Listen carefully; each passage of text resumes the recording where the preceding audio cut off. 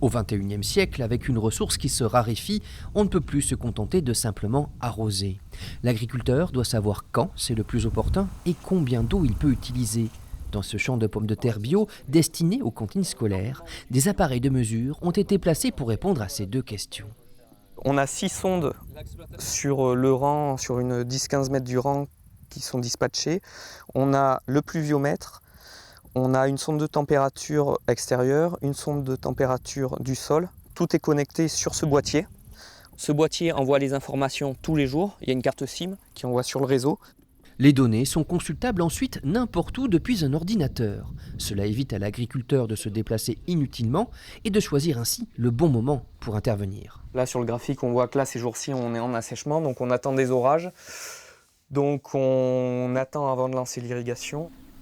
Pour un coût de 200 € à l'année, par l'entremise d'Agrobio Périgord, notre légumier constate aujourd'hui une baisse de sa consommation d'eau de 20 à 25% et des pommes de terre mieux calibrées.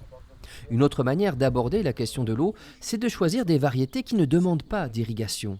Nous sommes sur une autre exploitation où l'on produit du maïs population, dont les semences ont été sélectionnées par l'agriculteur lui-même.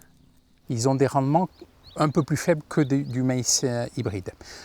Par contre, l'avantage qu'il y a, quand il y a une catastrophe climatique, une sécheresse, le maïs population ne va pas avoir un décrochage de rendement.